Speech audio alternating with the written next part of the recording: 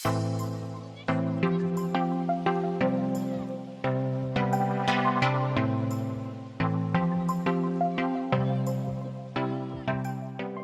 ¿qué tal?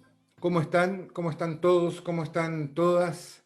Bien, muy bienvenidos a la Biblioteca Nacional del Perú. Aquí estamos otra vez para compartir este conversatorio que se llama Lectura, Biblioteca y Comunidad. Dentro del extenso programa que tiene la Biblioteca Nacional del Perú y que involucra cine, cuentacuentos, que la historia del Perú, temas bibliotecarios, del trabajo con la comunidad, este espacio que está desde el temprano 3 de abril, hemos estado hablando sobre inclusión, sobre tecnologías, sobre fake news. Hemos estado hablando sobre bibliotecas comunitarias en la última sesión, y justamente en esas bibliotecas comunitarias, Souldes nos hablaba de la importancia de la oralidad en su comunidad, allá en el norte de Colombia. Justamente de eso hablaremos hoy, sobre la oralidad y sobre estas bibliotecas orales que se encuentran en nuestras comunidades, estas bibliotecas orales que van transitando y llevando historia, patrimonio, literatura y conversación. Para, vamos a empezar ya. Pero les quería contar una anécdota que probablemente no muchos se fijaron. Hoy en el diario se señalaba que los antropólogos de la Universidad de Duke, en los Estados Unidos, lograron estimar que el hombre de Neandertal, que habitó la Tierra hace ya más de 400.000 años, poseía el don de la palabra. Esta novedad, dicen los investigadores de la universidad, puede contestar una pregunta que hasta hoy no tenía respuesta. Para encontrar esa respuesta, dicen ellos, hay que retroceder hasta muy atrás, a una tribu, un Neandertal, una noche especial, donde los hombres y las mujeres están alrededor del fuego, buscan calor, celebran el fin de una jornada y se sientan a contar las hazañas del día. En la mañana de ese mismo día, hombres y mujeres salieron a sus deberes, a sus quehaceres, a la agricultura, a la casa, a la educación, en fin, sobre todo a la caza, a la búsqueda del alimento tan difícil en esa época. Todos tuvieron, por supuesto, enormes aventuras ese día.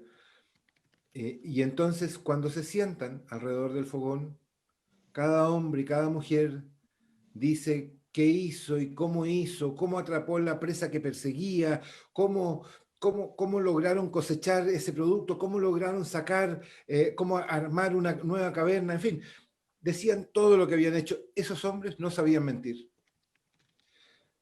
Pero para uno de ellos, ese día había sido un fracaso. Había salido y, como saben, se le había caído su lanza en el río. Y luego, cuando vio un ratón, se tropezó en unas ramas y se rajuñó entero porque eran unas espinas. Y finalmente no cazó nada y no encontró nada y volvió triste y fracasado a la tribu. Estaban todos contando, hombres, mujeres, niños, contando sus hazañas del día, y le tocaba a él. Cuando llega su turno, no tiene nada que contar. Entonces comienza a decir que se encontró con una enorme cantidad de animales salvajes y los invistió con su lanza, pero en el camino, como eran 12, se la rompieron, y entonces comienza a mentir. Comienza a mentir una cacería imposible. Lo hace con tal perfección que transforma esa mentira en una historia bella y apasionante. Cuando él termina, todos le piden que la repita. Aquella noche, sin saberlo, ese anónimo hombre de Neandertal acaba de inventar la literatura. De Vicente Batista, El nacimiento. Y traigo este cuento acá de Vicente Batista porque habla de algo muy vigente para nosotros. Habla sobre la oralidad. La oralidad que está desde la época más temprana del ser humano, cuando recién se daba esta dimensión de existencia, aparece la narración, la oralidad, el cuento, la historia, la tradición. Probablemente las tablillas han estado amenazadas, los papiros estuvieron amenazados y finalmente desaparecieron. Quizás el libro y el libro electrónico, pero la oralidad sigue allí cargando con nuestros cuerpos, con nuestros queridos, con nuestro patrimonio, con nuestras historias. Y es por eso que hoy día nos reunimos con dos grandes bibliotecas orales, como son Cucha del Águila del Perú y Claudio Ledesma de Argentina. Vamos a dejar en primera instancia a Cucha, peruana, una de las promotoras del renacimiento de la narración oral del Perú, ha vivido en distintos pueblos de la Amazonía peruana y en fin, tiene una larga experiencia que ella ha vertido en la Casa de la Literatura, contribuyendo a formar docentes y mediadores de lectura, además de trabajar en el programa de abuelas y abuelos cuentacuentos. En fin, de toda su experiencia, ahora, por favor, escucha, todos te escuchamos muy, muy ansiosamente. Muchísimas gracias, Gonzalo. Muy contenta de compartir este momento con ustedes y con todas las personas que nos acompañan. El tema que nos convoca y es un honor ser reconocida como una biblioteca oral itinerante, y en ese sentido también quiero yo reconocer y rendir homenaje a todas esas bibliotecas orales itinerantes que existen en mi país y de las cuales yo me he nutrido, ¿no? Entonces, para empezar, amigas, amigos que nos acompañan, Claudio, que tengo el gusto de compartir hoy día esta conversación contigo, Gonzalo, les voy a contar un poquito y compartir esos aprendizajes que también he tenido, ¿no? Y para ello voy a compartir la pantalla. ¿Estamos? ¿No? Si bien vamos a contar sobre ello, si quiero hacer presente a estas personas que también han estado con nosotros. Entonces, bueno, así como las bibliotecas, hay, digamos, una clasificación también de los contenidos. Yo lo que voy a compartir son bibliotecas orales itinerantes, inicialmente de narrativas. No nos va a dar el tiempo de otro tipo de texto, porque sí hay mucho para decir. Entonces, los que vivimos en el Perú sabemos que nosotros somos, digamos, un país con una diversidad cultural bastante importante, ¿no? Quiero ver. Y sí hablamos castellano, como lo hacemos ahora, pero tenemos una gran diversidad de lenguas originarias. Y en ese sentido, la oralidad es fundamental y ha sido fundamental. Muchas de ellas no se escriben, por lo tanto, muchas de las cosas que se han aprendido ha sido a través de la oralidad. Y nosotros hemos bebido de ellas, ¿no? Entonces, quisiera comenzar rindiendo homenaje justamente a Carmen Taripa. Es una de las personas que acompañaba al padre José Antonio Lira en los Andes, y de quien José María Arguedas habla muchísimo, porque era una gran narradora de cuentos, una gran biblioteca oral justamente. Aquí en la diapositiva ustedes ven que hay personas que están subrayadas en rojo, y es porque son estas personas hoy día que también nos acompañan y que nos cuentan. Por supuesto, espero que algunos de mis colegas, amigos que también vienen trabajando no piensen que los olvido, pero eran algunos nombres para darles a conocer a aquellos que no están cercanos a todo esto que está pasando con la oralidad en nuestro país. Tania Castro de Cusco, gran narradora, que se nutre de la tradición y también reivindica todo el uso de la lengua quechua. Gladys Conde, que es una persona que ha cantado y bebido de la tradición oral en cuanto también a las canciones de cuna, y ahora también es recreadora y creadora, y Luz Sánchez, que de padres docentes, y también ha bebido de esa tradición de fuente directa, y estas personas hoy día se producen, se presentan, no solamente en espacios comunitarios y familiares, sino también en los nuevos espacios que tenemos los narradores. Luego, si nosotros nos vamos a otra región, que es la Amazonía, ¿no? Nosotros conocemos a Elena Valera. Ella es del grupo Shipibo, de la nación Shipibo, y Lastenia Canayo también, y tenemos a Renber Yahuarcani y su abuela paterna Marta López, del pueblo Huitoto, Virgilio Bermeo Chuwinda de Aguajún, Leonardo Tello de Radio Camara, Ilga Aguanari, que ya no está con nosotros, ¿no? Pero, y las sabias Cucamas, Nevi Escobar Mangami, Anshaninka, Nomatsigenga, y Clara Indacochea Calane. Las dos últimas personas, en el caso de Nevi, es una docente que también sigue narrando, y Clara Indacochea, ella es, digamos, de Lima, pero ha vivido mucho en la Amazonía y sigue compartiendo las historias que escuchó. La característica de Elena Valera, Lastenia y Renber, por ejemplo, que son amigos y personas conocidas que nosotros queremos mucho, es que la oralidad ha desbordado tanto que le sale por las manos. ¿Qué significa? Que ellos además pintan sus relatos, ¿no? Por eso, igual, el señor Virgilio Bermeo Chiwinda, que tampoco ya está con nosotros, él también dibujaba sus relatos y los que había escuchado, un docente muy comprometido, ¿no? Y en el caso de Leonardo Tello, ha hecho una labor muy grande con Radio Camara en Nauta, y la señora Hilda Aguanari era una de las sabias y de las personas que contaba, narraba, muy comprometida con su comunidad. De Renber y Yahuarcani nosotros conocemos una historia que nos gusta mucho, pero que también se ha hecho conocida en otros lugares por otras versiones que existen, incluso Eduardo Galeano también tiene una versión sobre el origen del mundo. Y me gusta traerlo aquí a Renber, porque él es de un clan, el clan de la Garza Blanca, y ha sabido también seguir transmitiendo a través de sus dibujos y también la palabra, toda esa sabiduría y ese conocimiento que también habla no solo de los mitos y la cosmovisión de su pueblo, sino de la historia vivida por el pueblo Huitoto en la zona del Alto Putumayo en la época del caucho, ¿no? Él habla de la creación del mundo a través de Winaima, que era el dios creador, ¿no?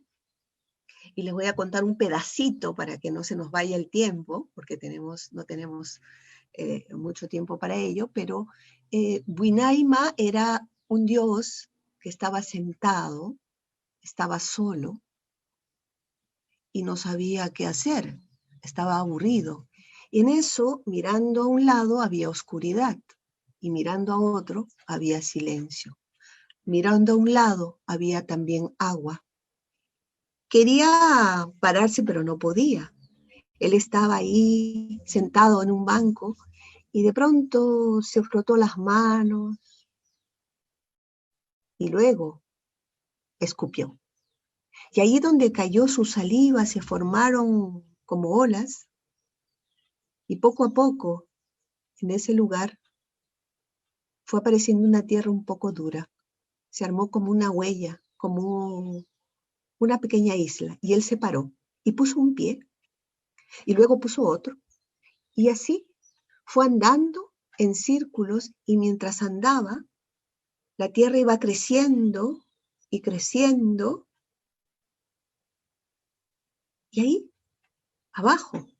abajo estaba toda la gente, como semillas pequeñitas, y tenían ganas de nacer. Y uno tomó su cerbatana y ¡pum! Y el dardo atravesó la tierra. y allí vieron una luz y empezaron a salir uno por uno, uno por uno. Y entonces Buinaima, viendo eso, empezó a decir, según la característica, cómo andaba, cómo llegaba, fue diciendo tú, mono, tú, pez, tú, ave, tú, gente. Y así la tierra se fue poblando y desde entonces, para el pueblo huitoto y para muchos pueblos de la Amazonía, todo lo que existe es persona. Un mono es persona. También las plantas son persona. Todo es persona. Y por eso ellos siempre crecen pensando que todo lo que existe tiene que respetarse, cuidarse y quererse. Esto de manera muy sintética, algo que da inicio a lo que podría ser toda la cosmovisión del pueblo huitoto en la versión de la Garza Blanca y también de la que yo me acabo de acordar y resumir ahorita para esta presentación. Nedia Escobar es una docente que también transmite la sabiduría de su pueblo ahora como docente también, pero se produce en algunos espacios también para contar las historias, y todos ellos se caracterizan por contar en su propia lengua, menos Clarinda Cochea, y también en mi caso, ¿no? Que nosotros somos mestizas y que contamos en nuestra lengua. El trabajo de Radio Camara es fundamental. Todas las sabias cucamas son consideradas pues bibliotecas vivientes también, ¿no? Yéndome a otra región, a la costa norte, tenemos Max Inga, que era un ceramista de Chulucanas, que era conocido por las historias que contaba, tampoco ya no está con nosotros. Alfredo Narváez, un arqueólogo, investigador, músico, que también logró escuchar, porque uno va recibiendo también las historias y las historias le salieron por las manos. ¿Cómo? Escribió un gran conjunto de relatos en un libro que él lo comparte con investigadores, ¿no?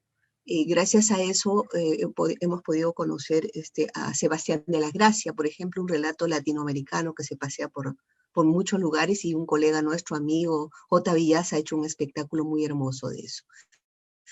Luis Eduardo Espinosa, que es de Comediantes Itinerantes, un actor, pero investigador, y junto con Yadi Gamero, han trabajado mucho el tema, ¿no? Esto es en la región de Huancayo, Cerro de Pasco y Huancavelica. Sixto Seguil, él es también una memoria viviente y combina el trabajo que hace con mates burilados. Digo combina, pero en realidad va junto, donde él narra. Es un libro, objeto, si se quiere, ¿no? Pero él cuenta eso también con su propia voz. Y Elizabeth Lino, investigadora y narradora de Cerro de Pasco, donde ella, además de contar los cuentos tradicionales, la memoria de su región, también cuenta la historia vivida en su región, sobre todo esas historias y biografías de las personas que vivieron y siguen viviendo toda esta lucha por mejores condiciones en una tierra donde la minería ha ido desplazando la vida de la gente, ¿no? Y José Víctor Obregón Morales, que es un gran músico, danzante, que tiene unas historias maravillosas que espero que ustedes las puedan conocer. Ambos en rojo porque ellos se producen en diferentes espacios. Efectivamente, ellos son itinerantes, van a diferentes lugares y además las historias les salen también por las manos porque han escrito libros. Andrés Ceballos, de Cajamarca, pintor, ¿no? Pero él es muy conocido por los cuentos del tío Lina. Y bueno, Alfredo Mírez, que es una gran referente de la biblioteca campesina, ¿no es cierto, Gonzalo? Que tú también debes conocer. Y lo menciono porque es gracias a todas las bibliotecas existentes, orales, y en conjunto, que también han hecho toda una enciclopedia, ¿no? Entonces me parece muy, muy importante tenerlo siempre presente, porque además la oralidad y la memoria sigue viva, ¿no? Tenemos a Jesús Urbano y Genoveva Núñez, que es retablista, famoso, muy conocido, porque también ha contado la historia de su pueblo, y los hermanos Berrocal con las tablas de Sarua, igualmente Gary Aranda y Grupo Estirpe, que también son narradores que le dan actualidad a todas las historias que van escuchando.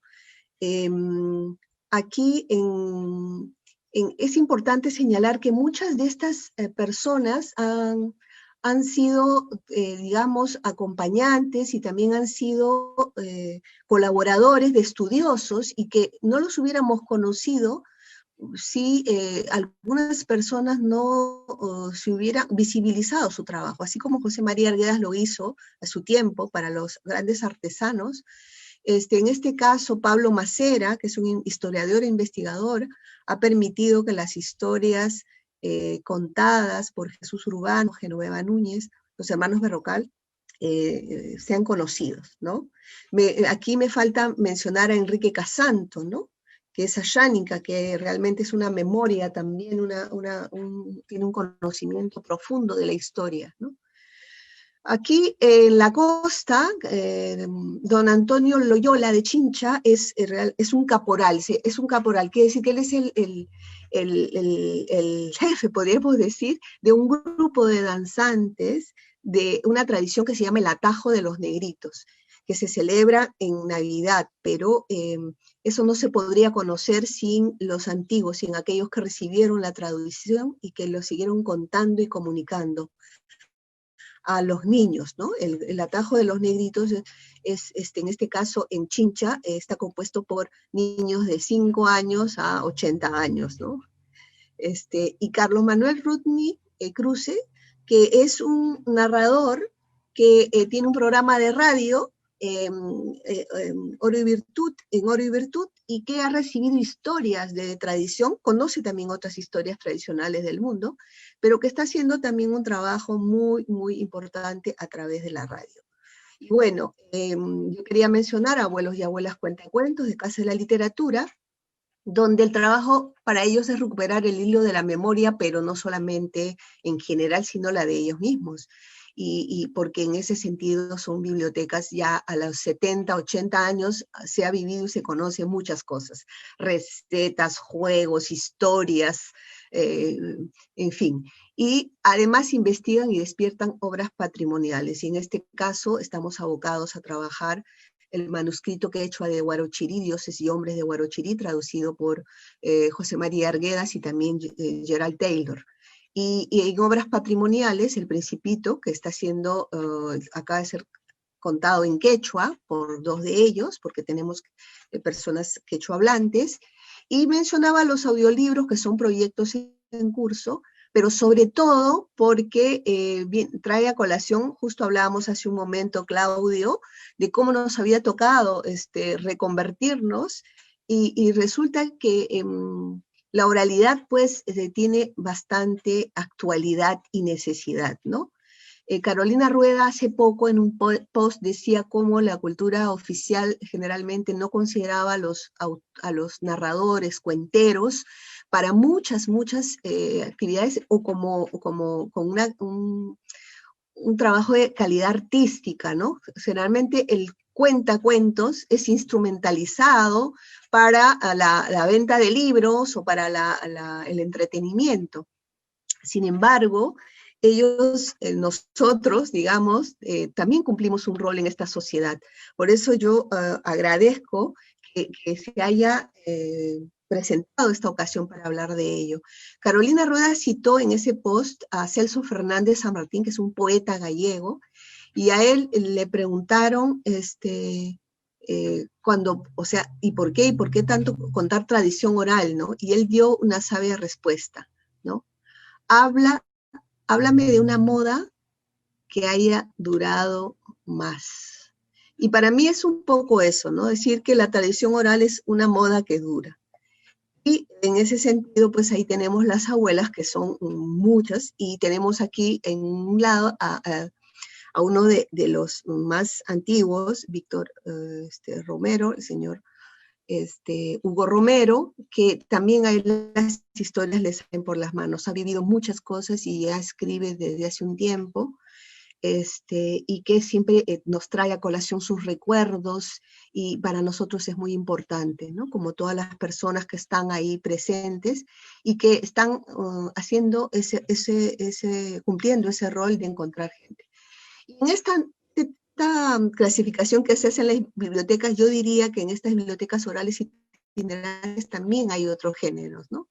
Están las cocineras, los curanderos, las sanadoras, las tejedoras, los decimistas, los sabedores de un oficio, que a su vez ellos van a poder transmitir su conocimiento especializado, que lo vienen trayendo de generación en generación, y que por ello su presencia es importante. Algunos lo han convertido en libros, pero algunos siguen estando presentes.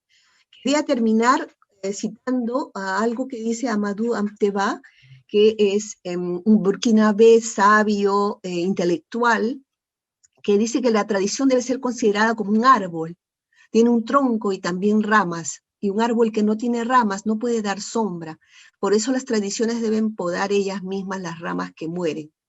Decía, estoy en contra de la conservación ciega y total de las tradiciones, así como estoy contra la negación total de las tradiciones, porque sería una negación, una abdicación total de la personalidad africana. Yo la tomo para nosotros, narradores, que nos interesamos en la tradición oral, porque el reto que tenemos es saber qué ramas son las que se podan. Y si yo recuerdo a mi padre y a mi madre, que están vivos, mi padre tiene 90 años y mi madre 82, cuando van a podar un árbol de su chacra o las ramas de alguna planta, se lanza una discusión, cuáles sí, cuáles no.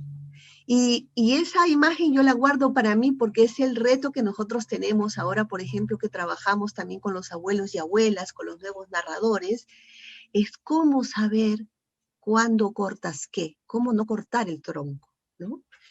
Porque también hablamos de crear y recrear la tradición, y en ese sentido también cómo saber cuándo realmente uno tiene esa libertad, y si esa libertad que queremos tener es realmente libertad, cuando en realidad no estamos decidiendo por nosotros, sino porque tenemos nuestros imaginarios que están colonizados o formateados por una mirada que es más fuerte y que se impone más por diversos motivos, ¿no? Los medios, la inexistencia de otras miradas, la invisibilidad de otras miradas, ¿no?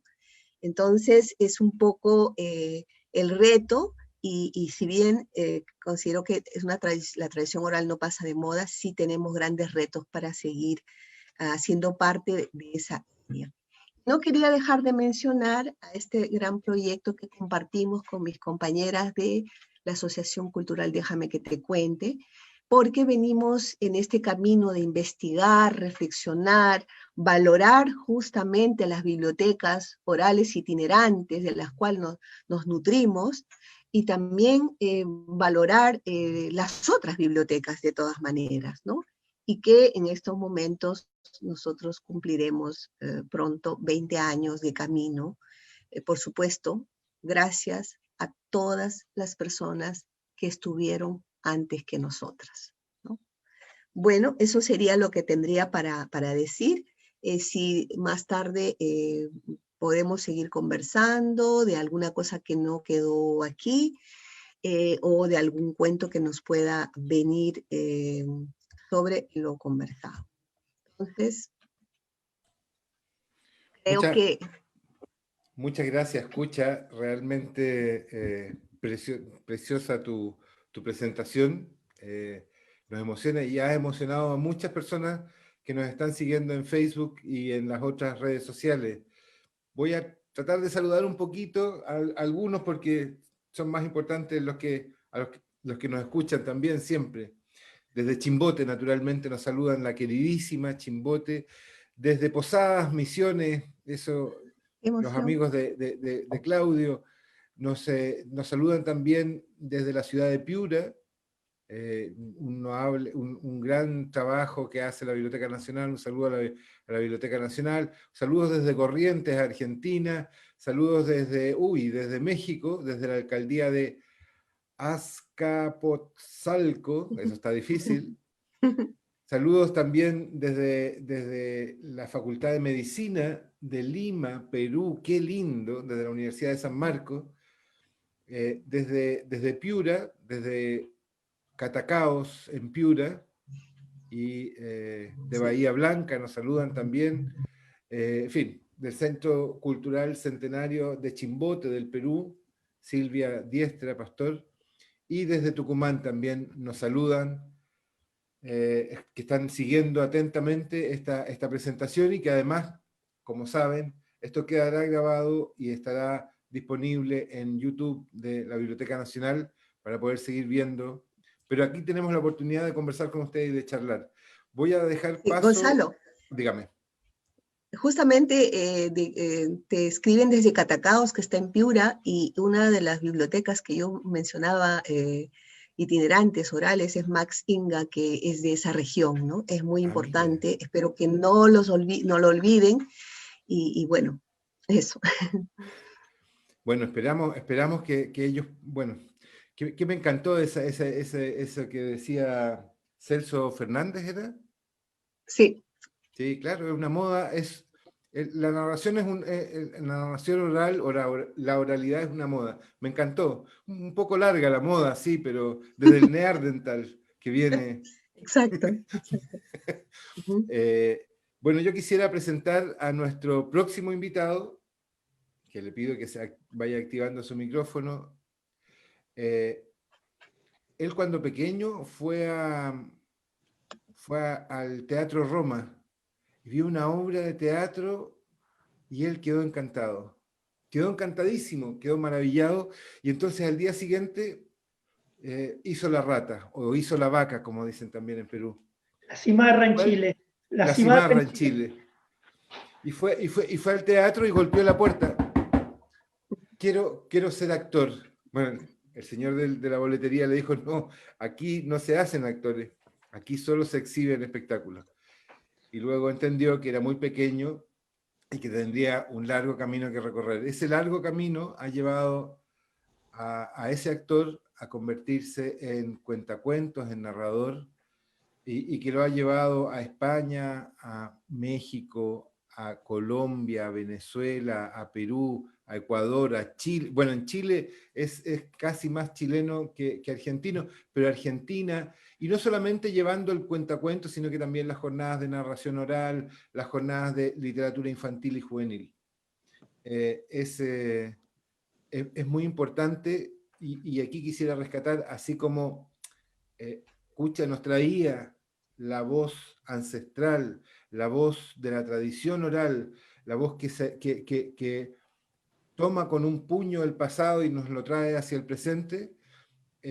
Claudio va y mete las manos en la literatura actual, en la literatura que tenemos disponible en las bibliotecas, en todas las bibliotecas públicas, en las bibliotecas escolares y en las bibliotecas nacionales, y nos la trae a nuestros oídos, a nuestro entorno y a nuestra casa. Querido Claudio, por favor, los salones de la Biblioteca Nacional del Perú son para ti. Muchas gracias, querido amigo Gonzalo. Un gusto estar aquí a la mañana compartiendo con Cucha del Águila, amiga, colega, una persona que yo admiro muchísimo en su quehacer profesional. Un gusto que estén del otro lado de tantos lugares diversos escuchándonos y compartir estas miradas, estos pensamientos, estos sentires. Contarles que cuando planeamos esta charla, yo me voy a centrar no en la tradición oral, que ya lo hizo Cucha, sino me voy a centrar en el narrador oral urbano. Yo nací y me crié en el barrio de San Telmo, en Buenos Aires, plena ciudad, plena urbe, y quiero desarrollar lo que es para mí la narración oral y la biblioteca oral itinerante, que somos todos los narradores también contemporáneos, que narramos literatura, que llevamos a cuestas, que habitamos estos libros, que están dentro nuestro.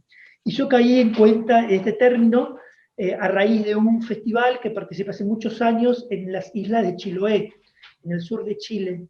Viajábamos de isla en isla en canoas, en botes, en barcazas, y claro, es un festival de teatro donde van distintas expresiones artísticas. Y cuando subíamos a la lancha, a los botes, el titiritero iba con su retablo, con los títeres, el actor iba con los vestuarios, con la escenografía, con la utilería, los bailarines también con su vestuario, y yo subía simplemente con una mochila arriba de la barcaza. Ellos me miraban y me decían, te odio, y yo les decía que los cuentos estaban dentro de mí. Por eso me consideraba una biblioteca oral itinerante, porque llevaba los libros, la literatura, cuentos también de tradición oral, dentro de mí. Quiero empezar una cita de Amadou Hampâté Bâ, un africano, que dice que en África, cuando un anciano muere, una biblioteca arde. Toda una biblioteca desaparece, sin necesidad de que las llamas acaben con el papel. Y también quería compartir una cita de Gustavo Roldán, de un texto donde él escribe, el texto literario es un texto sagrado, se pregunta Gustavo Roldán, este escritor argentino. Y tomo un párrafo solamente de este texto donde él dice que, de alguna manera, contar un cuento es volverlo a su faz original, al estado primigenio de una historia, devolviéndole la música de las palabras, el manejo de los silencios, la gestualidad del rostro y de las manos. Nada más plausible y beneficioso para la literatura que proveerla de estos elementos que se pierden con la escritura. Muchísimos siglos entendimos que leer era leer en voz alta. Después nos fuimos olvidando mientras aprendimos a leer en silencio, y allí seguramente por una falta de práctica se nos fue desafinando el oído hasta llegar a creer que con los ojos ya alcanzaba. Nada más falso. La literatura es una música que debe ser escuchada. Y aquí también pensando, también charlábamos con Gonzalo y con Cucha, en los diversos formatos de lectura. El libro, pensemos que existió a través de la imprenta de Gutenberg, y que fue por una cuestión también práctica de que esa literatura pueda llegar a todos. Con las nuevas tecnologías, el libro ha pasado a otros formatos, virtuales, electrónicos. Ya no leemos tan solo en un libro, leemos a través de un WhatsApp, a través de un Twitter, a través de una red social. Entonces, también la oralidad para mí es otro formato, otra forma de solidarizar, de comunicar, de compartir esta literatura a través de la palabra oral, y como bien citó Gustavo Roldán, a través de la voz, de los gestos, de los movimientos. Pensemos también en que los cuentos que nos habitan, o que me habitan, son textos que como narrador escojo, que deseo comunicar, que deseo decir. Por más que comparto un goce literario, por más que comparto un criterio estético, también quiero comunicar algo en este momento particular de mi vida. Por eso escojo ese cuento para ser contado y no otro. Es decir, utilizo a la literatura como un vehículo, ¿sí? Como un vehículo para comunicar. Y pensar también que en el arte de contar cuentos establezco una técnica, la idea es comunicar y compartir con belleza. ¿Qué significa con belleza? Poder, todos podemos contar un cuento, pero la idea es contar un cuento con arte, con esta técnica que transmite esta belleza, donde se genera emoción, donde se genera un vínculo de comunicación, y donde el narrador va conformando una unidad con el interlocutor, y donde ese interlocutor va creando en su imaginación el cuento que le vamos contando, obviamente con su propia historia. Y hablando de bibliotecas orales itinerantes y del rol de la biblioteca, estoy pensando en un texto que lo utilizo mucho, ese texto, para compartir. De hecho, cuando te conocí, Gonzalo, hace muchos años, en una mesa que expusimos juntos, utilicé este texto que se llama La Biblioteca, que lo escribió Graciela Cabal y que está en su libro Mujercitas eran las de antes. Y me interesa reflexionar, contar este cuento, reflexionar sobre ese texto, para diferenciarlos también de la lectura expresiva en voz alta, que también es una técnica totalmente loable y plausible para seducir y para comunicar. Pero yo no utilizo el libro como escudo, tampoco me protejo detrás de él, sino que utilizo la oralidad y el acto de contar cuentos. También pensando en lo que era también la lectura o lo que era la biblioteca hace unos años atrás, no muchos. Y este texto dice así: yo siempre fui el mejor en eso de leer en voz alta, escuchando las palabras. Y miren que leer en voz alta no era moco de pavo, porque había que estar firme, recto, erguido, y la maestra, la señorita, decía, y el libro a una distancia prudencial. Y había que contar mentalmente las pausas, porque con los dedos no valía. Había que contar 1 en cada coma, 1 y 2 en cada punto y coma, 1, 2 y 3 en cada punto seguido, 1, 2, 3 y 4 en cada punto y aparte. A mí la pausa del punto y aparte siempre me pareció una exageración, pero como decía la señorita, ya no terminaba la cosa, porque había que diferenciar la C de la Z, la G de la J, aspirar la H y dar un golpe de cabeza seco en cada acento, como ser la palabra árbol. Y había que diferenciar la B labial de la B labiodental. ¿Por qué labiodental se escribe con B labial? Me pregunto yo. Es un misterio. Y ahí la señorita decía, al frente, la columna erguida, el libro recto, a una distancia prudencial. Y arrancaba yo la lectura en voz alta, y nunca me equivocaba. Y de pronto la señorita decía, ¡alto! Continúe usted. Y señalaba un papamoscas. Y el papamoscas, que estaba de lo más interesado en la lectura, decía, y ahí la señorita extendía la mano y decía, ¡a la biblioteca! Y después, dulcificando la voz, se dirigía a mí. Continúe, Ledesma. Una habilidad tenía la señorita para cazar los papamoscas, porque ellos estaban de lo más interesados en la lectura.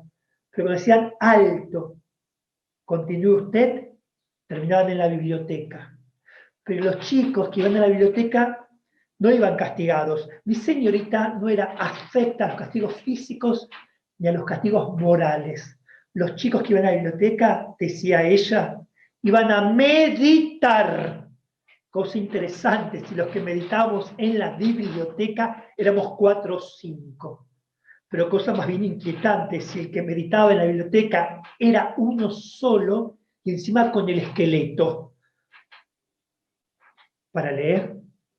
En esa época, para leer, parece ser que la biblioteca mucho no se usaba. Pero ahí estaba, con las puertas cerradas y las ventanas también, porque todo el mundo sabe que el sol y el polvo destruye por completos a los libros. Pero las cosas cambiaron, por suerte cambiaron. Y me vine a dar cuenta de eso hace poco, porque fui a contar cuentos a la escuela de mi infancia. Y cuando llegué ahí a la Coronel Isidoro Suárez, yo no lo podía creer. Porque la puerta de la biblioteca ahora estaba abierta de par en par, con el sol metiéndose por los rincones. Y había una joven, una niña, una joven de anteojos redonditos, que yo pensé que era una alumna, pero no, era la bibliotecaria. Y había un montón de almohadones de colores, y una turba de chicos me llevó por delante, se tiró los almohadones a leer o a hacer que leían. A mí no me engañan, ¿eh? Muchos daban vuelta las hojas de atrás hacia adelante, y otros se mojaban el dedo. Y ahí estaba yo, al helado, sosteniéndome el corazón con la mano. Y me acordé del chico que alguna vez fui, que de alguna manera cuando cuento cuentos todavía soy. Y me acordé de las señoritas, de todas. La de primero que me enseñó a leer y escribir, la de segundo que me regaló su libro, la de tercero que cazaba a los papamoscas. A mí nunca me retaba si yo leía perfecto. De todas me acordé. Y me agarró una cosa acá, que me acerqué a la chica de anteojos redonditos y le dije, señorita, Señorita, ¿me deja quedarme un ratito más, por favor, aquí en la biblioteca? Porque no sabe lo linda que hoy está esta escuela. Pensemos lo que cuenta el texto este de la biblioteca, de Graciela Cabal, esta postura corporal, ¿no? El acto de leer rígido, mecánico, contando mentalmente, con una postura, con una rigidez, con una automatización, cuando me parece que cuando contamos cuentos y narramos historias, desaparece todo eso, ¿no? Es la anteposición, como también dice Ana María Machado, la brasilera, hay que leer, los niños tienen que leer con la cabeza hacia abajo y los pies hacia arriba, mordiendo, ensuciando, manchando el libro. Y pensar también el acto de contar cuentos cuando devolvemos a ese texto, a través de la voz, de la expresión, de los gestos, toda esa vida, ¿sí? toda esta vida, cuando uno lee con puntos y comas, como decía aquí la señorita de tercer grado, pero cuando uno cuenta, cuando uno es una biblioteca oral itinerante, uno cuenta con aliento. El aliento etimológicamente viene de hálito, que significa vida. Por lo tanto, yo siento que esa puntuación desaparece y se va a originar otra nueva puntuación, otra nueva exhalación, otra nueva respiración, que está dada esa nueva puntuación por la oralidad también. Cuando cuento cuentos, no pretendo esclarecer nada a nadie ni nada que se le parezca. No pretendo dejar ningún mensaje y tampoco me importa la edad ni el sexo de la persona que escribió el cuento. Cuento porque me gusta, porque es lo único que sé hacer, porque no podría hacer otra cosa, porque también contando cuentos siempre digo que es una forma de resistencia y de luchar contra la muerte, que en definitiva es el olvido, porque al nombrar las cosas toman cuerpo, se iluminan, se acomodan, buscan lugares que le corresponden al relato de nuestras vidas. ¿Sí? Víctor Hugo decía, cuidado cuando cuenten cuentos, cuidado porque esas líneas presionan, subyugan, atrapan, y solo lo soltarán después de dar forma a vuestros espíritus. Cuando cuento cuentos, como decía Roland Barthes, pongo seguramente en la ficción algo autobiográfico. Y cuando necesito contar algo autobiográfico, necesariamente también voy a poner algo de ficción. Como decía Graciela Cabal, cuento cuentos como una forma de asegurar nuestra identidad, como un intento de recuperación y de reparación de uno mismo, es desentrañar misterios de otras vidas para poder comprender mi propia existencia. Como decía Adolfo Luis Casares, cuando cuento cuentos le agrego un cuarto a la casa de la vida. Y como decía Pessoa, que tenía arraigada la felicidad en la infancia y en los cuentos, cuando era chico éramos felices, decía Pessoa, porque nos contaban cuentos, celebraban mi cumpleaños y ninguno estaba muerto. Contar cuentos, en definitiva, como una contraposición al silencio. Si no hablo me muero, si no hablo exploto, y se piensa porque se habla, y hablar es el modo principal de autoafirmación. Por eso quiero cerrar esta presentación y dejar abierto para que charlemos con Cucha, para que charlemos con ustedes, con esta última reflexión, ¿sí? También de Graciela Cabal, de su libro La emoción más antigua, donde ella habla también de que estas bibliotecas orales itinerantes, pensemos también no tan solo a nivel de la literatura, sino pensémoslo también a nivel de las historias. Hay un texto en su libro que dice la palabra que seduce y habla que somos seres orales cuando nacemos, somos seres exuberantes, artistas exuberantes en la infancia, después pasa a la escuela, a la familia, pasa a la vida y perdemos esa exuberancia de artistas y pasamos a la lectura y a la escritura. Ahora, en este último proceso, en el acto de contar cuentos, les propongo volver a esta instancia inicial de la niñez, volver a esta instancia primigenia de la oralidad, cuando éramos artistas exuberantes. Tomar eso leído o eso escrito para poder compartirlo, solidarizarlo y comunicarlo. No tan solo desde el lugar estético y desde el placer, sino también para conmover. Muchas gracias y felices cuentos. Muchas gracias, Claudio. Realmente emocionante escucharte otra vez con el relato, a partir del relato de Graciela Cabal, pero de todos los otros que traes y que invitas aquí a esta mesa. Voy a aprovechar de hacer algunos pequeños saludos que nos han llegado. Mirta Bravo de Cabrera, muy interesante su exposición, Señora de Águila, ha despertado en mí el gusto por las narraciones de cuentos que había enterrado. Me encantó el programa Manos que Narran, o algo así, que es el título. Seguiré esta iniciativa. Felicitaciones. Ana María Hurtado, que saluda desde Concepción, Chile. Edita Hidalgo, que dice, muy interesante, saludos desde Talara, distrito de La Brea. Flor Pachas desde Pensilvania, Alejandra de Estados Unidos. Alejandra Jiménez, la palabra, dice ella, nos constituye como seres sociales. Yo quisiera traer aquí a colación un texto, más bien, más que un texto, es una lectura del origen de las palabras, que escribir etimológicamente significa también bordar. Qué bonito.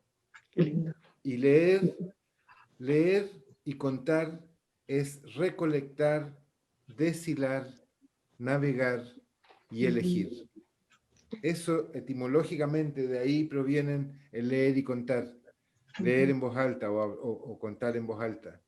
Recolectar, deshilar, navegar, elegir. De eso es lo que ustedes han estado hoy día hablando, y yo me llené de preguntas, digamos, completamente.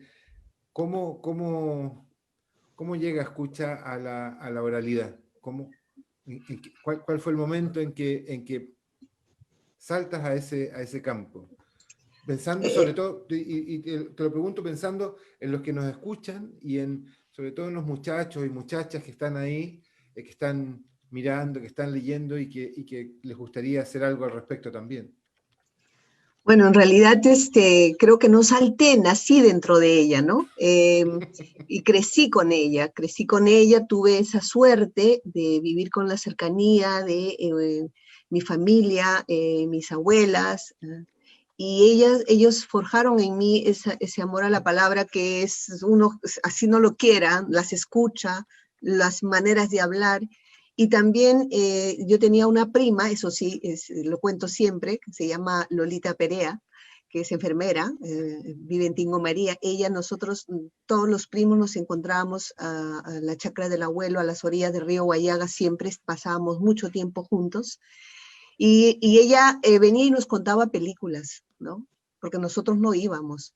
Y era impresionante el modo que lo contaba. Me puedo imaginar a Carmen Taripa contándole al padre Lira, por ejemplo, porque ella hacía los gestos y era en la noche, ¿no?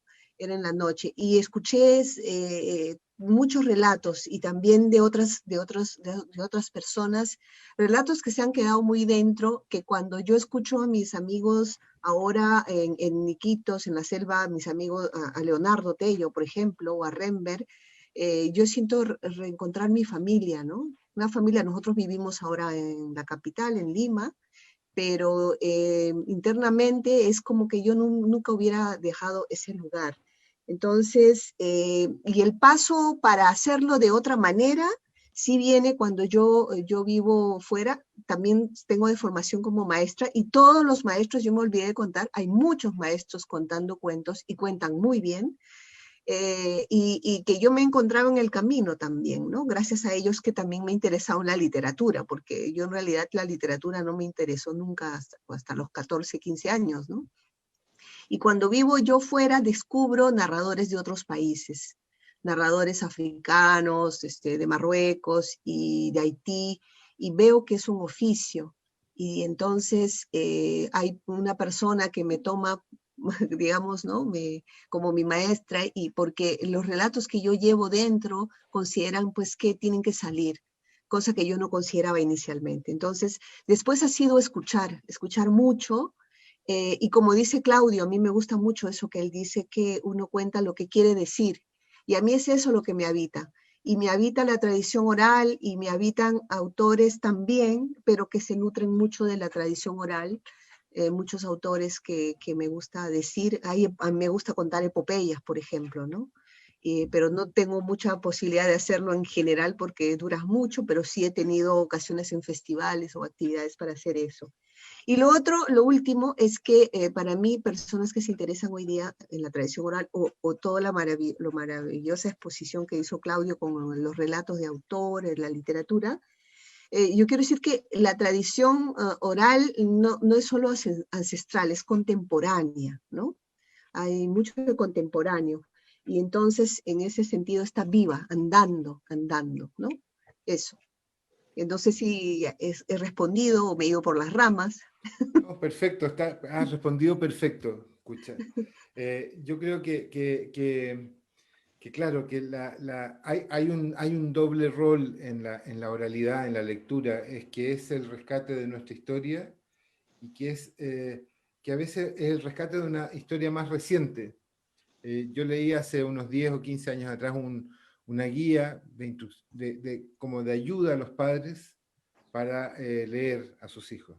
Claro, en muchas casas de nuestros países no hay suficientes libros para leer, que una madre le lea a un hijo o que un padre le lea a su hija, y no es tan fácil. Entonces, las recomendaciones que venían ahí decía, lea cualquier cosa, lea el álbum de fotografías de su familia, lea porque le va a servir no para leer, ni siquiera para recordar, le va a servir para acercarse a su hijo o a su hija.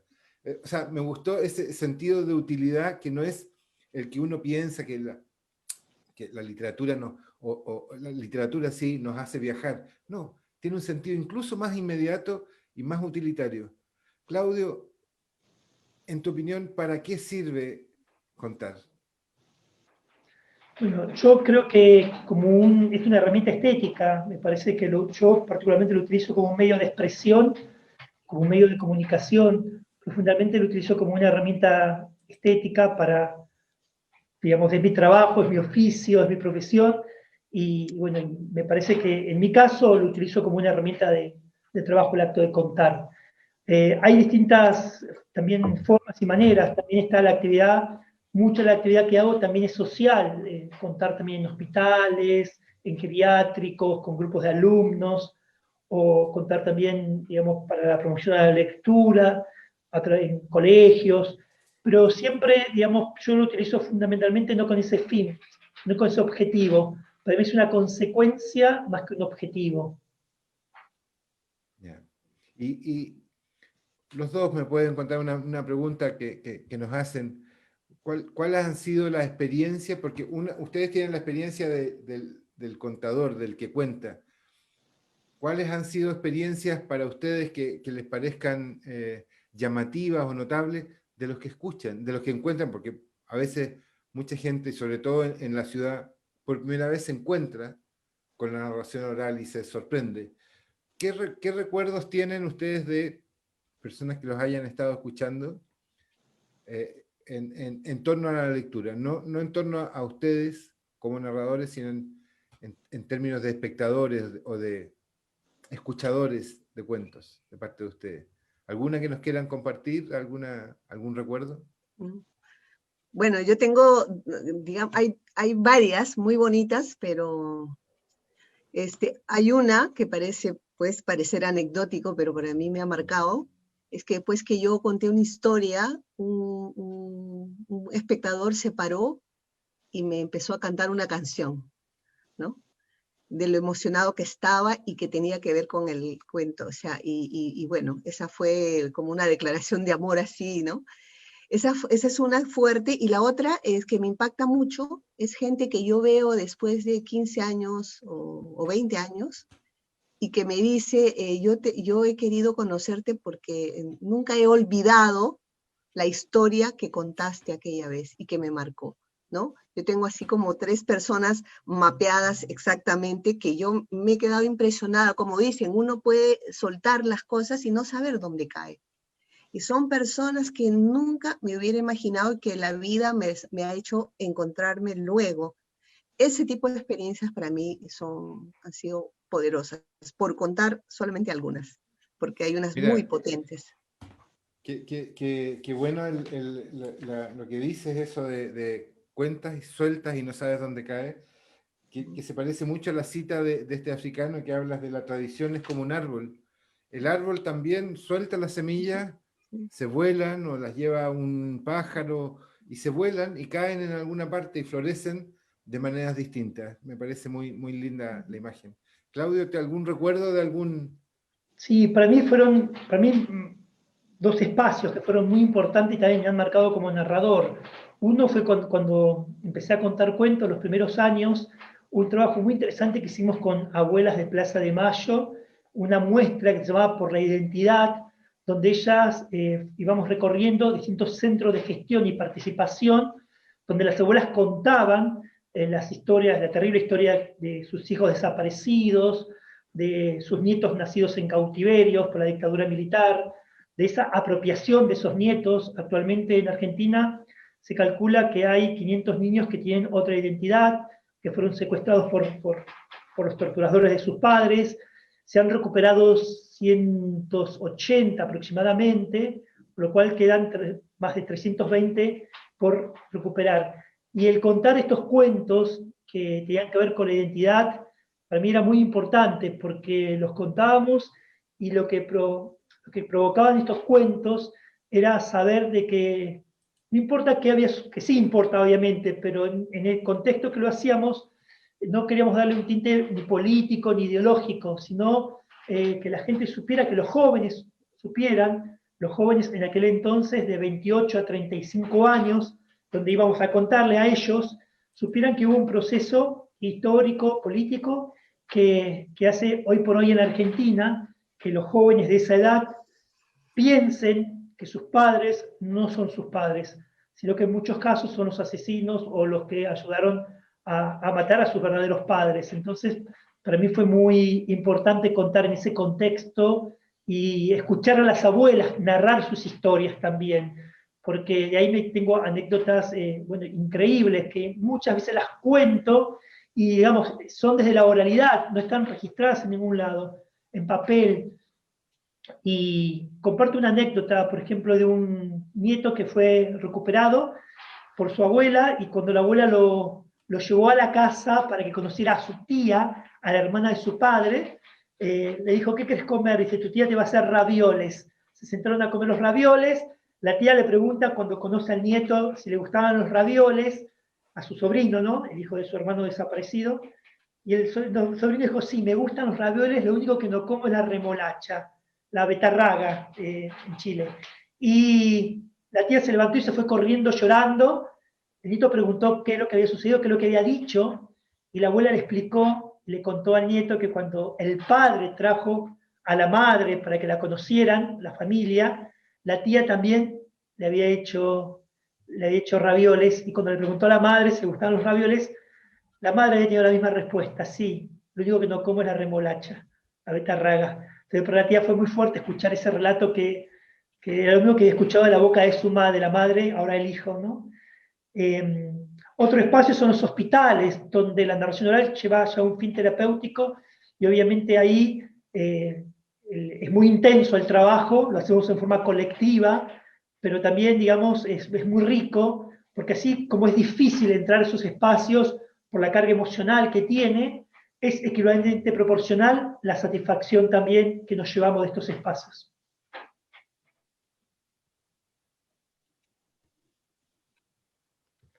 Eso. Bueno, Gonzalo, creo que se le cayó la sí, internet. bueno, yo quiero aprovechar en comentarte algo, Claudio, a propósito de lo que acabas de compartir, que también aquí hay algunos temas que hemos tocado también con la narración oral, que es los temas de violencia contra la mujer, pero que nos han permitido para dialogar con víctimas, ¿no? de la violencia. Entonces, ha sido interesante cómo a través de los relatos que uno uno sensibiliza también, ¿no? Sensibiliza y quita barreras para hablar de algunos temas dolorosos, ¿no? Porque lo que tiene también muchos cuentos tradicionales, es que el lenguaje metafórico, no solamente los tradicionales, también la literatura, lo metafórico ayuda a hablar de aquello que es casi indecible, ¿no? O sea, lo que es difícil de decir, ¿no? Gonzalo, estuvimos hablando entre nosotros mientras volvías, Sí, ¿no? se cayó internet. Yo siempre digo, en la Sí, entrada a esto, estamos en el living de nuestras casas. sí, Bueno, sí, Cucha sí. está en su cocina con esas ollas maravillosas atrás, con esas cazuelas maravillosas, pero... Y estas cosas pasan, los gatos se cruzan, los niños entran como entraron recién, el internet se cae, pero bueno. Sí. Ese testimonio que estabas dando, Claudio, de la remolacha, realmente es impresionante. A mí me conmueve profundamente. Lo alcancé a escuchar y claro, ahí se cortó. También, como decíamos con Cucha, que los cuentos son como vehículos para poder hablar de esto, de lo indecible, ¿no?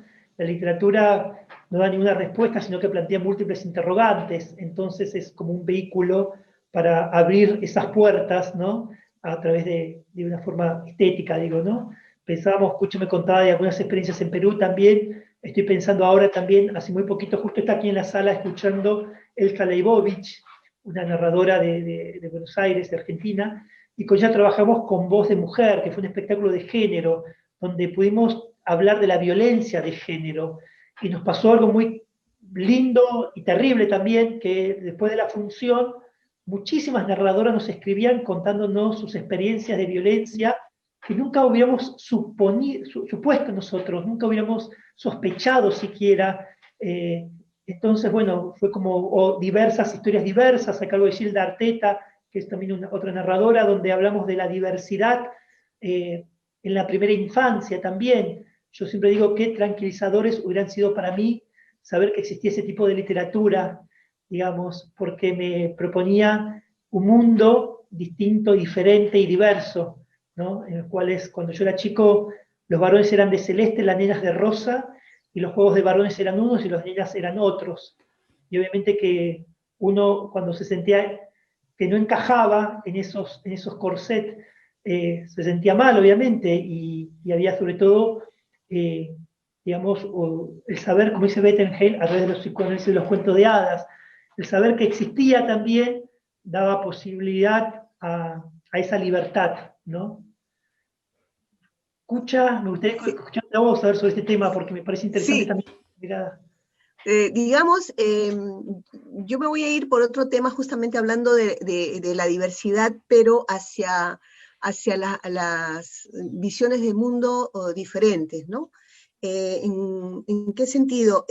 Hace un momento también hablamos de la tradición oral y yo hice un resumen de un mito de creación que eso es completamente actual, ¿no? Nosotros hoy día hablamos a nivel de la ecología, pues que tiene que haber armonía, respeto al entorno. Ese es un discurso, digamos, validado por la ciencia hoy día. Sin embargo, en los relatos, sobre todo, bueno, de los pueblos originarios, ese es un discurso presente desde siempre. Y en la Amazonía siempre se está hablando de que todo es persona. Entonces, este tema de la ecología que se pone de moda y que digamos, hay que respetar las plantas, los animales, ¿no? Es algo que en realidad ya está contado y se sigue contando. Por lo tanto, cuando un narrador digamos, de tradición ancestral trae ese relato, lo que hace es recordar simplemente, ¿no? El tema de la memoria, ¿no? Y bueno, y hay relatos que como mestizos hemos interpretado de otras maneras. No sé, por ejemplo, resumidamente, hay un relato panamazónico que es sobre las manchas de la luna, y que de manera resumida en la Amazonía, en muchos lugares, la luna no es más femenino, sino es masculino.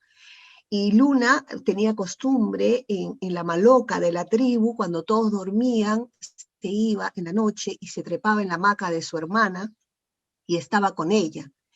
y ella lo aceptaba porque no sabía quién era, y así pasaban los días, pero un día ella quiso saber, y encontró un poco de pasta de huito, que es una planta que sirve para pintarse el rostro, y entonces cuando vino ese amante furtivo ahí, ella le acarició distraídamente, y cuando él se fue, a la mañana siguiente ella fue muy temprano a ver cuando todos iban a casar, y vio que aquel que había estado con ella todas esas noches era su propio hermano.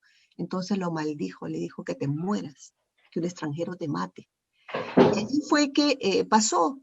A él le cortaron la cabeza, pero la cabeza de Luna pues no murió, siguió rodando. Al parecer cuentan que hizo muchas travesuras más hasta que se cansó y un día subió por una liana, un bejuco, hasta arriba.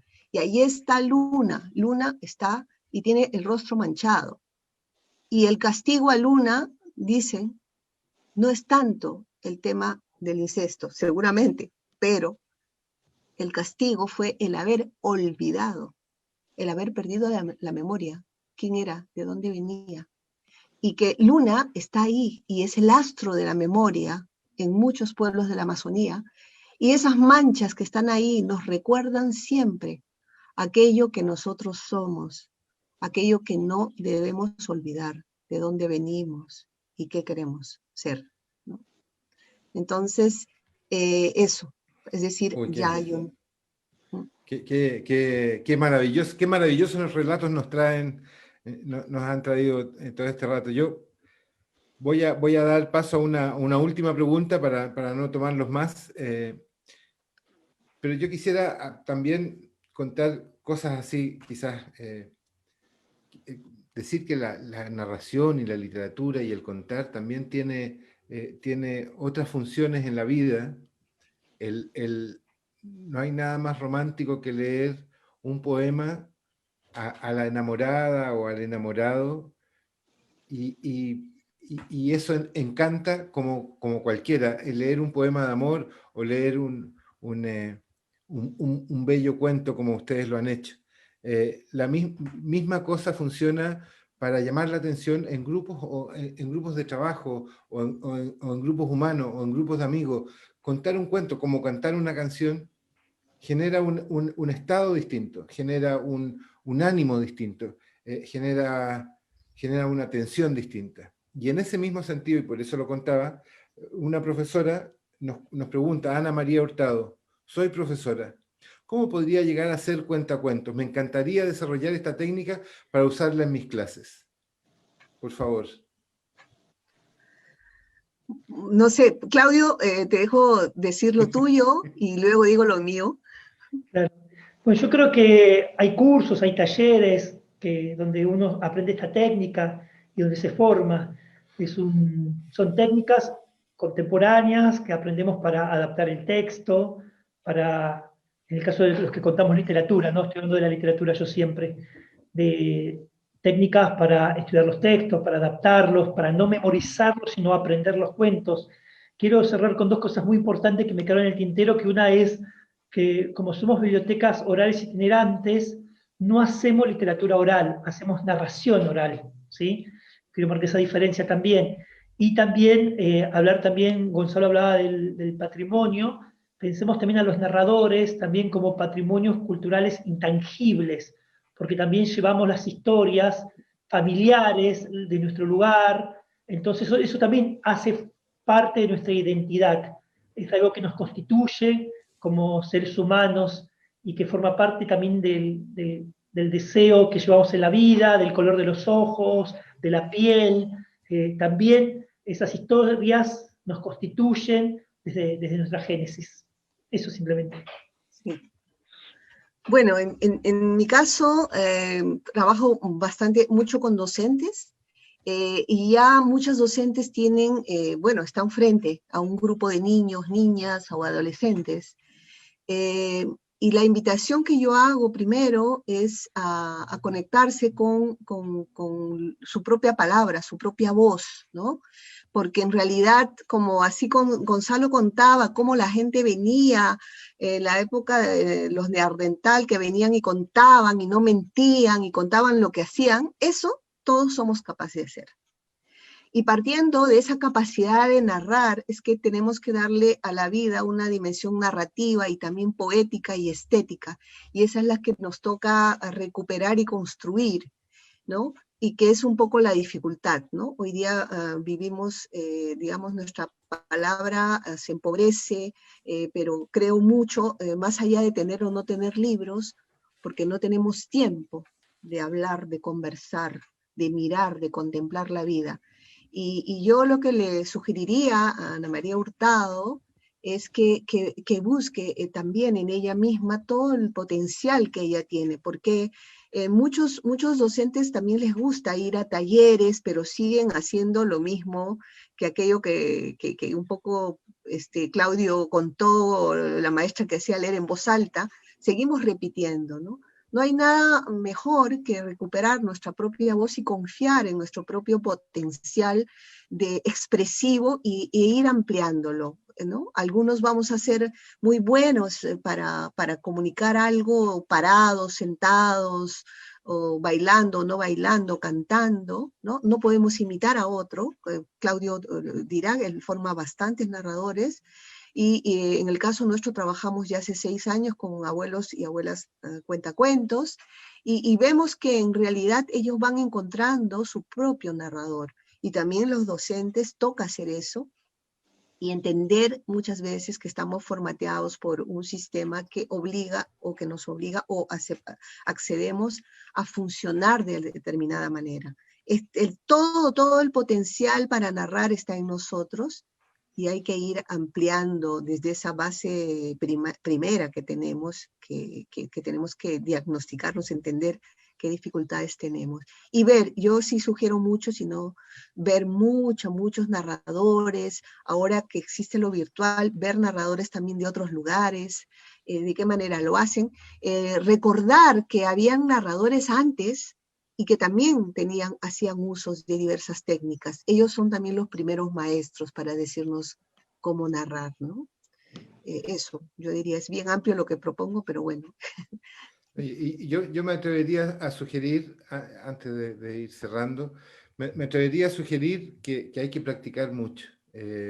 Yo me he tratado de aproximar varias veces a la oralidad por mi trabajo en biblioteca, y claro, lo peor que puede pasar es que uno genera un efecto contrario porque cree que es llegar y leer un texto, llegar y aprenderse un texto y decirlo a cómo salió, cuando el texto mismo o la tradición oral misma ha sido escrita tan lentamente, con tanto cuidado, que no se puede tratar, es un cristal muy delicado como para llegar y tirarlo y arrojarlo rápidamente sobre espectadores que creen que eso es, y probablemente es mucho más que lo que uno no sabe hacer.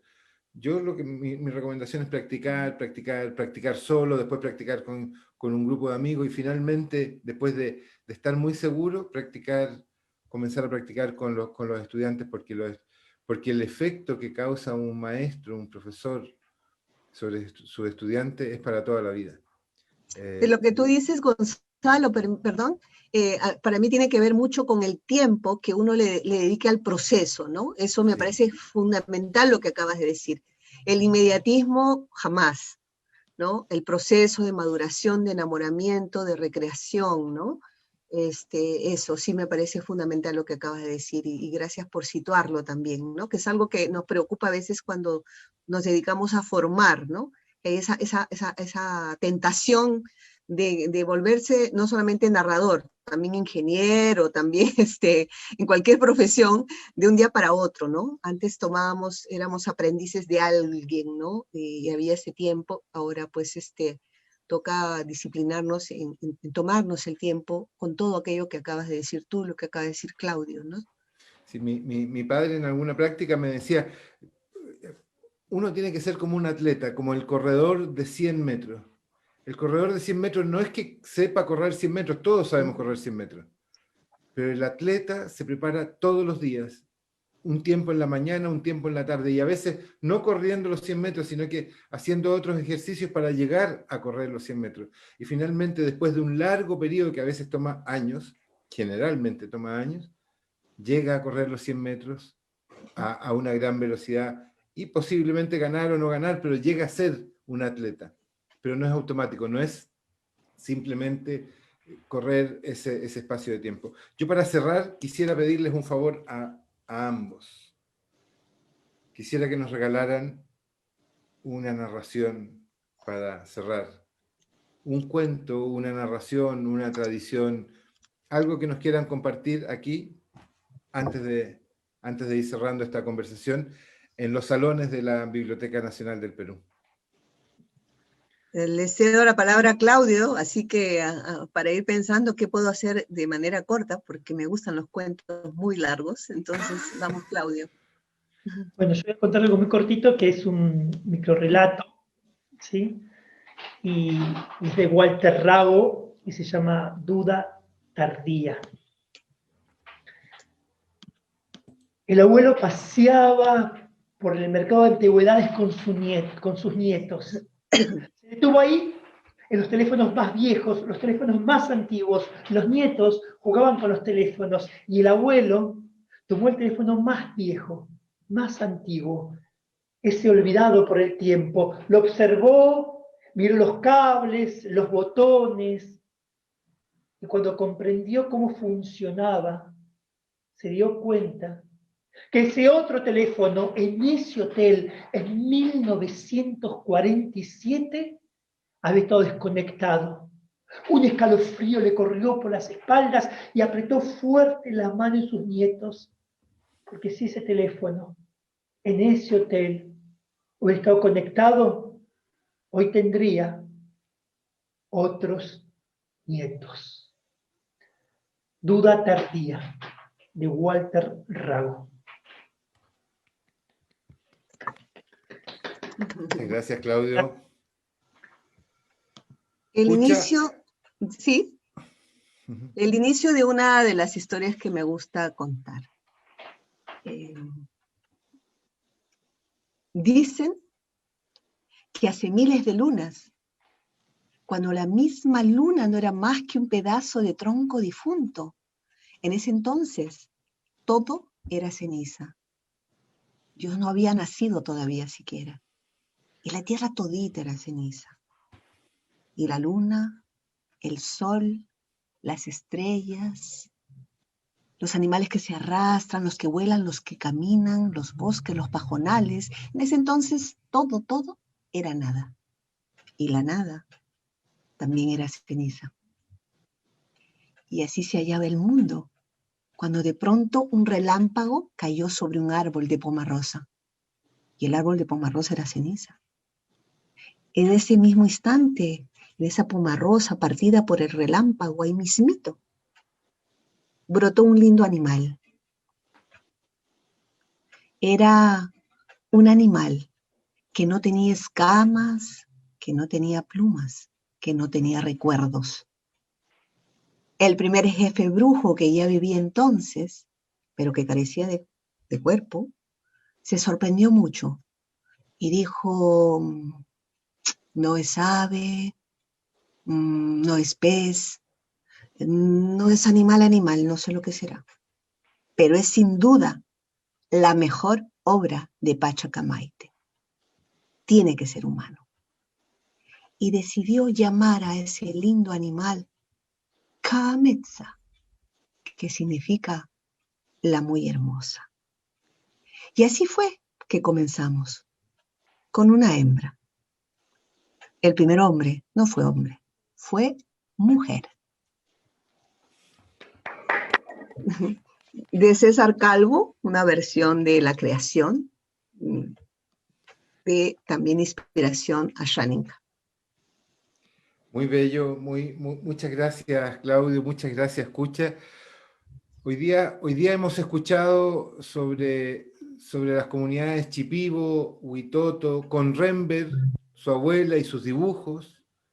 Hemos visitado, nos fuimos de viaje, salimos de Lima y nos fuimos al interior, a las comunidades de Aguajún, de Caucamas, ahí de los pueblos de la Amazonía. Nos fuimos a Huancayo, nos fuimos a Cerro Pasco, nos fuimos a Huancavelica. Estuvimos con Alfredo Mírez, Cucha nos trajo aquí a sentar a Alfredo Mírez de Cajamarca, y que tiene esas bibliotecas rurales maravillosas, y nos habló de las abuelas y de los abuelos cuentacuentos en Perú, y de cómo han reproducido narraciones, incluso de la tradición literaria, como El Principito, al quechua, y han producido otros audiolibros. Nos contó del programa Déjame que te cuente, así como en la canción, y nos habló, para explicar la tradición oral, nos trajo a una persona de África que nos explicó que la tradición es como un árbol y que tiene ramas, y esas ramas no las podemos cortar porque nos quedamos sin sombra y sin fruto y sin nada. Pero que de pronto se deben podar para fortalecer el árbol y poder seguir creciendo. Y se deben podar, pero no cortar, que son cosas distintas. Y finalmente supimos que lo que decía Celso Fernández sobre la oralidad y la pregunta que hacía, o que decía, o que insinuaba, o con la que provocaba: háblame de una moda que haya durado más que la oralidad. Ledesma se definió como un narrador urbano y también trajo y se fue al África. Parece que la verdadera tradición oral estuviera en África, y nos contaba que cuando un anciano muere, una biblioteca arde. Arde aunque ninguna de sus hojas haya sido tocada. Y nos trajo también a Gustavo Roldán, y nos trajo a la Graciela Cabal, y dijo que la literatura es una música que debe ser escuchada, que en el arte de contar es el arte de contar, de comunicar con belleza. Bueno, y de Graciela Cabal nos hablaba de la lectura en voz alta, de esta cosa terrible que teníamos que pasar cuando niños, y de las meditaciones a las cuales nos obligaban, castigados, a tener en la biblioteca. Pero que cambió la forma de leer, y que la forma de leer tiene muchas formas, y que se lee, como decía la Machado, cabeza abajo y piernas arriba, y que contar es contar con el aliento, y el aliento es la vida. Cuento porque me gusta, y decía Ledesma, y también como un arma, como un puñal contra el olvido, por la identidad y por la reparación.